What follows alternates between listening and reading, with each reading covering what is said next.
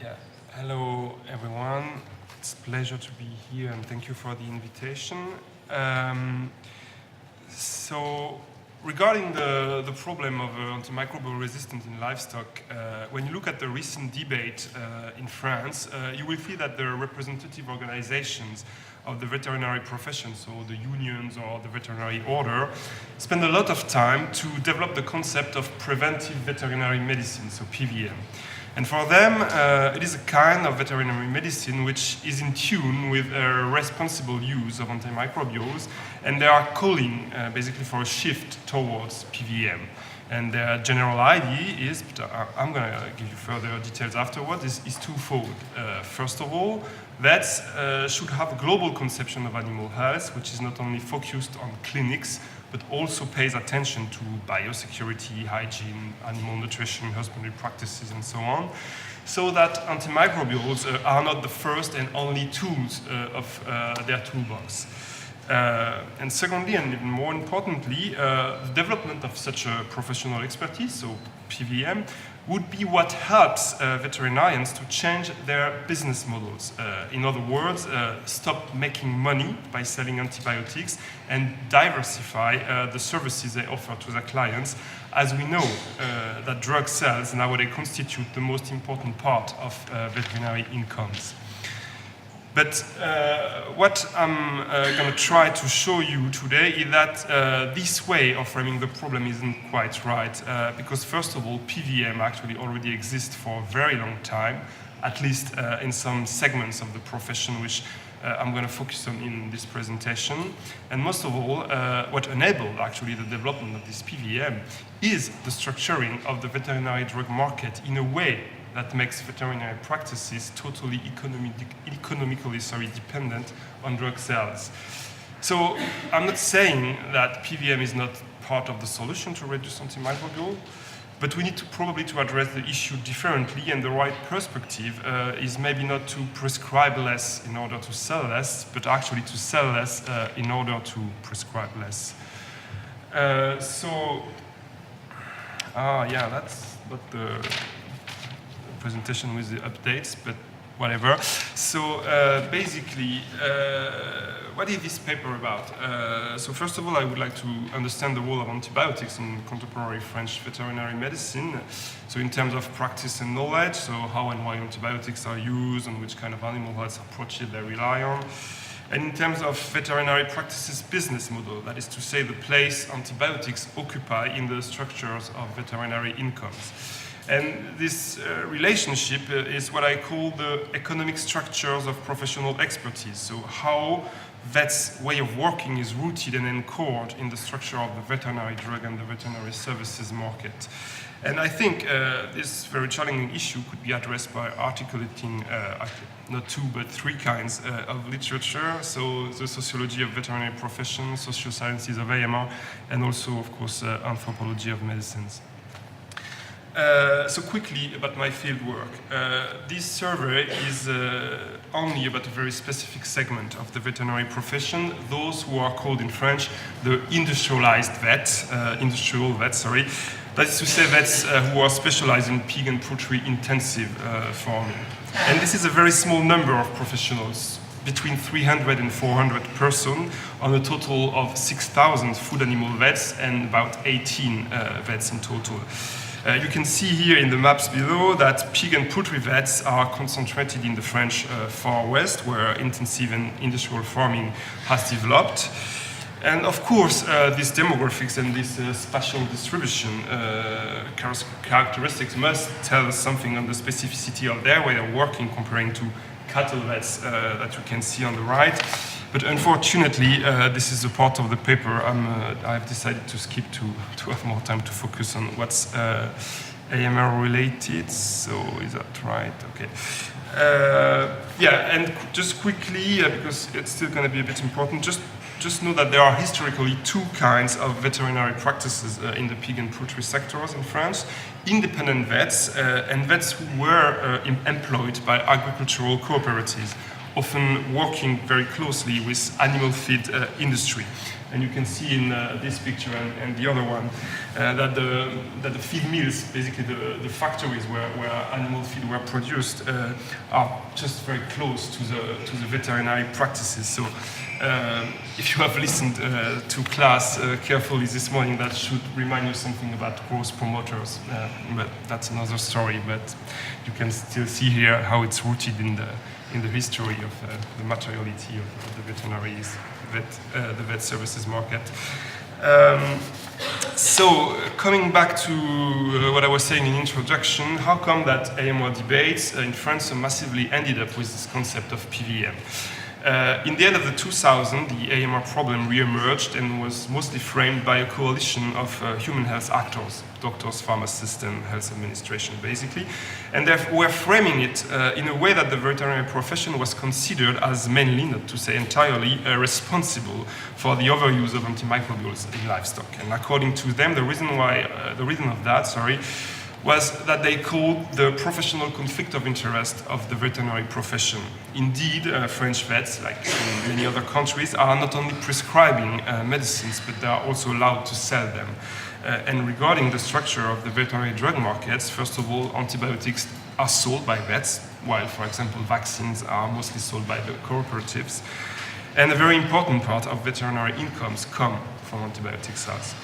So the Human Health Coalition was trying to push for one main policy measure, decoupling prescription and delivery in veterinary medicine, so basically forbidding vets to sell the drug they prescribe. So to prevent that from happening, because it didn't happen in the end, the veterinary profession massively mobilized, and you can see here on the left one of their campaign posters, which says, do you really want a world without veterinarians? And they managed to reframe the AMR problem and take its ownership back through the construction of what I call the prospective narrative, where vets are no longer guilty for antibiotic misuse, but are actually guardians of the responsible use of antibiotics. And you can see the reframing on these two other posters. So, as you have already understood, the major element of this narrative is the development of PVM, which is deemed as a new professional and economic expertise, where vets have a global conception of animal health and are able to diversify their services. So basically becoming health advisors rather than clinicians, and being able to monetize much more than just antibiotic prescription, but also advices on feeding, biosecurity housing, good husbandry practices, and so on. And of course, as soon as this PVM would be generalized, antimicrobial use would naturally decrease, because antibiotics would no longer occupy an important place neither in veterinary expertise nor in the vet business model. But as I was telling you in introduction, I think this is a bit more complex than that, because what I'm going to show you now is, first of all, as I said, PVM actually already exists for decades, especially in industrial veterinary medicine. And PVM has actually developed on the business model, which places antibiotic sales at the heart of veterinary incomes.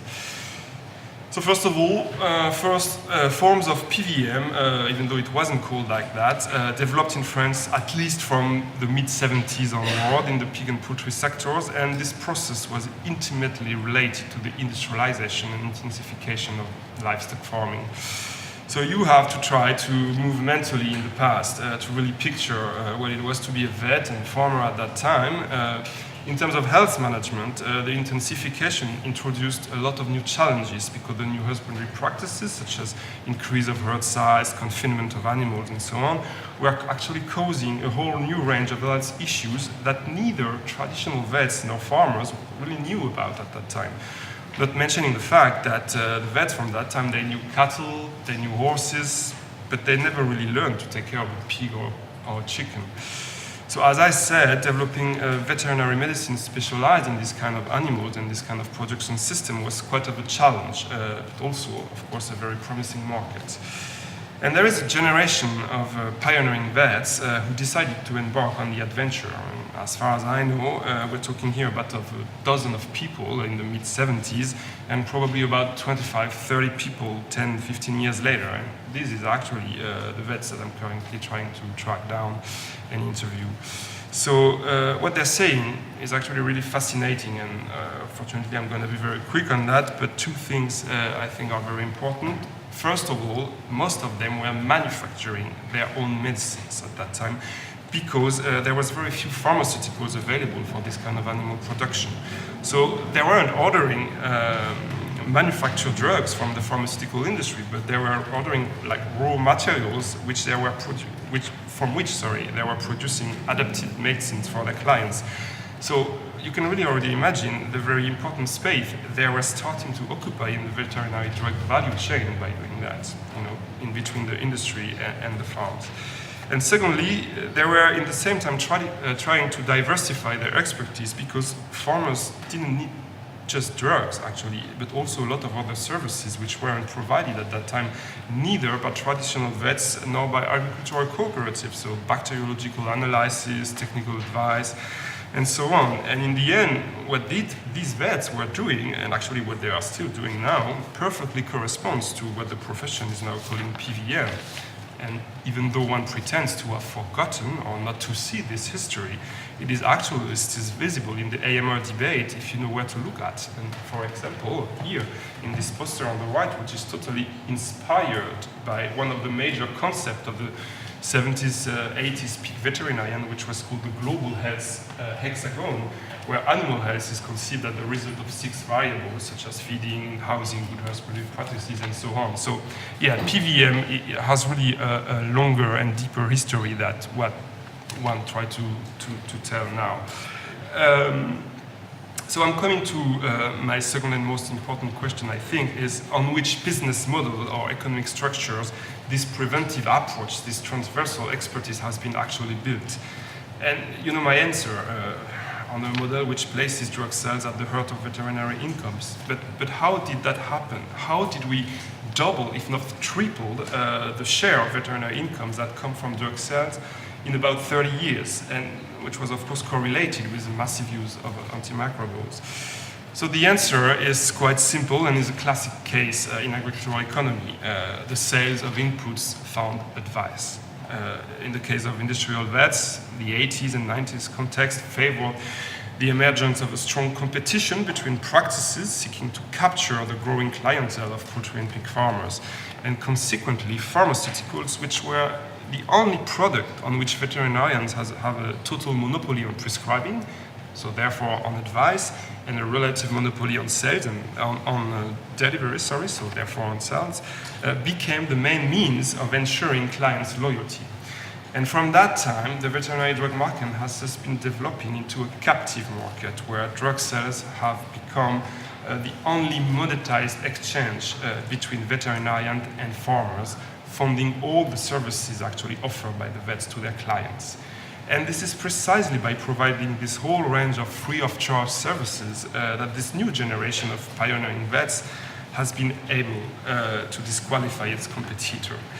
So basically their traditional colleagues who were offering little services but were nevertheless able to monetize their occasional intervention on farms.